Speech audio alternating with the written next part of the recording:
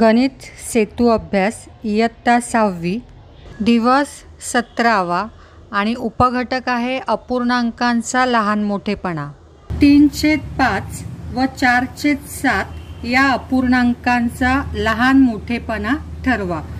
या दोन अपूर्णांकापैकी कोणता अपूर्णांक लहान आहे कोणता अपूर्णांक मोठा आहे हे आता आपल्याला ठरवायचं आहे। पण आपण जर ह्या छेदांचं निरीक्षण केलं तर दोन्ही अपूर्णांकांचे छेद हे भिन्न आहेत। मग आधी आपण या दोन्ही अपूर्णांकांचे छेद समान करून घेऊया। आपला पहिला अपूर्णांक आहे 3/5। मग ह्या पहिल्या अपूर्णांकाच्या समोरील अपूर्णांकाचा छेद त्याने जो 7 आहे त्याने अंशालाही आणि छेदालाही गुणायचं। मग 3×7 21 आणि 5×7 35। दुसरा अपूर्णांक आहे 4/7। 4/7 या अपूर्णांकाच्या समोरील अपूर्णांक जो आहे 3/5 याचा छेद आहे 5। त्या 5 ने अंशाला आणि छेदाला गुणूया म्हणजे अपूर्णांकाची किंमत आहे तीच राहील। 4×5 20 आणि 7×5 35। आता दोन्हीही अपूर्णांकांचे छेद समान झालेत, 35-35 झालेत। करून आपण आता त्यांचा लहान मोठेपणा ठरवूया।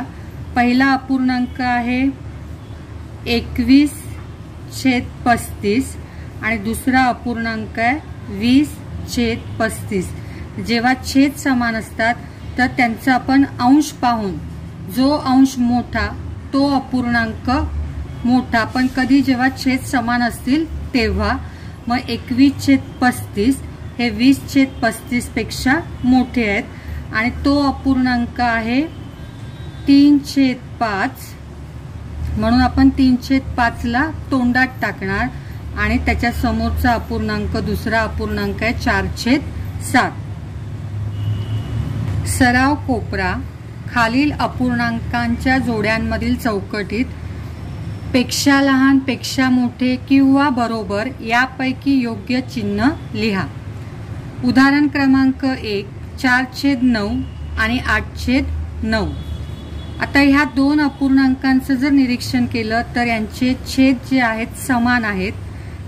छेद समान आहेत म्हणजे त्यांना समच्छेद अपूर्णांक म्हणतात। आणि जेव्हा समच्छेद अपूर्णांक असतात तेव्हा त्यांचे अंश पाहून त्यांचा लहान मोठेपणा ठरवला जातो। ज्या अपूर्णांकाचा अंश मोठा तो अपूर्णांक मोठा असतो, म्हणून इथे 8/9 4पेक्षा 8 मोठे म्हणून 8/9 हा अपूर्णांक आपण तोंडात घालणार म्हणजे इथे आपण हे चिन्ह देणार। उदाहरण क्रमांक 2 मध्ये सुद्धा छेद समान आहेत। जेव्हा अंश समान असतात किंवा छेद समान असतात तेव्हा आपण नुसतं निरीक्षणाने सुद्धा त्यांच्यातील लहान मोठेपणा सहज ठरवू शकतो। मग आता इथे छेद समान आहेत, 11-11 आहेत म्हणजे समच्छेद अपूर्णांक आहेत, तेव्हा आपण त्यांचे अंश पाहून लहान मोठेपणा ठरवूया। तर 7 हे 3पेक्षा मोठे आहेत म्हणजे 7/11 हा अपूर्णांक मोठा आहे। उदाहरण क्रमांक 3 मध्ये आता अंश समान आहेत। मग अंश जेव्हा दिलेल्या अपूर्णांकांचे अंश जेव्हा समान असतात तेव्हा ज्या अपूर्णांकाचा छेद मोठा म्हणजे आता इथे 7 आहेत आणि 11 आहे म्हणजे 7पेक्षा 11 हे मोठे आहे, तो अपूर्णांक लहान असतो। लक्षात ठेवा, जेव्हा अंश समान असतात तेव्हा अंश समान असलेल्या अपूर्णांकामध्ये ज्या अपूर्णांकाचा छेद मोठा तो अपूर्णांक म्हणजे 5/11 हा अपूर्णांक लहान असतो, म्हणून आपण 5/7 ला तोंडात घातलं। उदाहरण क्रमांक 4 3/7 आणि 4/9 यांच्यातला लहान मोठेपणा ठरवायचा आहे। तर आतापर्यंत जी 3 गणितं आपण सोडवली त्यात छेद तरी समान होते नाहीतर अंश तरी समान होते, त्यामुळे आपण पटकन उत्तर लिहिलं। पण इथे जर निरीक्षण केलं तर छेदही समान नाही आहेत आणि अंशही समान नाही आहेत। अशा वेळेला आधी या दोन्ही अपूर्णांकांचे आपल्याला छेद समान करावे लागतील। आधी या अपूर्णांकांचे आता आपण छेद समान करून घेऊया। मग पहिला अपूर्णांक आहे 3/7, याच्या समोरील जो अपूर्णांक आहे तो आहे 4/9, त्याचा छेद जो आहे 9, त्या छेदाने अंश आणि छेद दोघांनाही गुणायचं। मग 3×9 27 आणि 7×9 63। त्यानंतर दुसरा अपूर्णांक आहे 4/9, 4/9 या अपूर्णांकासमोरील छेद आहे 7, म्हणून आपण 7 ने गुणूया। 7×4 28 आणि 7×9 63। आता आपले छेद दोन्ही अपूर्णांकांचे समान झालेत, 63 झालेत। आपण लहान मोठेपणा ठरवू शकतो, म्हणून 27/63 आणि 28/63 जेव्हा अपूर्णांक हे समच्छेद अपूर्णांक असतो, छेद समान असतात, तेव्हा त्यांचे अंश पाहून जो अंश मोठा तो अपूर्णांक मोठा, म्हणून आपण 28/63 तोंडात घातलं। म्हणून 27/63 हा अपूर्णांक आहे 3/7 सममूल्य आणि 28/63 हा अपूर्णांक आहे 4/9 सममूल्य। म्हणजे इथे आपण 28/63 तोंडात घातलंय, म्हणजे 4/9 हा अपूर्णांक 3/7 या अपूर्णांकापेक्षा मोठा आहे। उदाहरण क्रमांक 5, 5/18 आणि 1/9। इथे सुद्धा अंश भिन्न आहेत, तसेच छेद सुद्धा भिन्न आहेत, पण छेदांचं निरीक्षण केलं तर हे 18 आणि 9 हे 9च्या पटीतील आहेत, म्हणून आपण या 9ला जर आपण हा अपूर्णांक आहे तसाच ठेवूया आणि 1/9 हा अपूर्णांक जो आहे त्याचा आपण सममूल्य अपूर्णांक करूया। म्हणजेच 2ने 9ला 2ने गुणलं तर 18 येतात, म्हणून 2 ने वरती पण आणि 2 ने खालती पण गुणूया, म्हणजे आपल्याला अपूर्णांक मिळेल 2×1 2 आणि 2×9 18। आता ह्याचा सुद्धा छेद 18 झाला, म्हणून मग आपल्याला आपला पहिला अपूर्णांक आहे 5/18 आणि दुसरा आहे 2/18।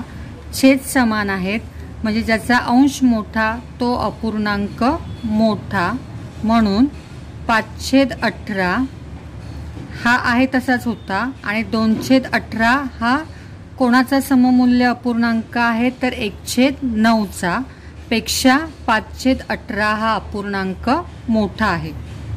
आव्हानात्मक कोपरा, खालील अपूर्णांकातील लहान अपूर्णांक ओळख व त्याला गोल कर। लहान अपूर्णांकाला आपल्याला गोल करायचंय। त्यातील उदाहरण क्रमांक 1 6/13 आणि 9/13। मग 6/13 आणि 9/13 यांचे छेद समान आहेत। छेद समान असेल तर ज्याचा अंश लहान तो अपूर्णांक लहान, कारण आपल्याला इथे लहान अपूर्णांक शोधायचा आहे, म्हणून 6/13 या अपूर्णांकाला आपण गोल केलं। त्यापुढील उदाहरण क्रमांक 2 आहे 12/17 आणि 12/15। आता याच्यामध्ये अंश समान आहेत, 12-12 दोन्ही अंश समान आहेत। जेव्हा अंश समान असतात तेव्हा ज्या अपूर्णांकाचा छेद मोठा, म्हणजे आता इथे 17 आणि 15 हे छेद आहेत, तर 17 हे मोठे आहेत, त्या अपूर्णांकाचा छेद मोठा तो अपूर्णांक लहान असतो, म्हणून आपण 12/17 गोल करणार। उदाहरण क्रमांक 3, पहिला अपूर्णांक आहे 7/8 आणि दुसरा अपूर्णांक आहे 15/16। निरीक्षण केलं तर छेदही समान नाहीत आणि अंशही समान नाहीत, म्हणून आता आपण 8च्या पाड्यात 16 येतात, 8 दुने 16, म्हणून आपण 7/8 या अपूर्णांकाचे रूपांतर आधी 16 मध्ये करूया, सममूल्य अपूर्णांकात करूया। त्यासाठी अंश आणि छेद दोघांनाही 2ने गुणायचं, कारण 8 दुने 16 म्हणजे ह्याचा सुद्धा छेद 16 होईल। 7 दुने 14, 8 दुने 16। आता पहिल्या अपूर्णांकाचा छेद 16 झाला आणि दुसऱ्या अपूर्णांकाचा छेद आहे, म्हणून पहिला अपूर्णांक आहे 14/16 आणि दुसरा अपूर्णांक आहे 15/16. समच्छेद अपूर्णांक आहेत. तर यातला आपल्याला आता लहान अपूर्णांक त्याच्या अंशावरून आपण ठरवणार. 14 आणि 15 मध्ये लहान आहेत 14, म्हणजेच हा जो अपूर्णांक आहे तो लहान आहे. पण हाच अपूर्णांक आपल्या प्रश्नात दिलेला आहे 7/8, म्हणून आपण तो अपूर्णांक लिहून त्याला गोल करणार. 7/8 हा अपूर्णांक 15/16 या अपूर्णांकापेक्षा लहान आहे. उदाहरण क्रमांक 4, 2/21 आणि 3/7.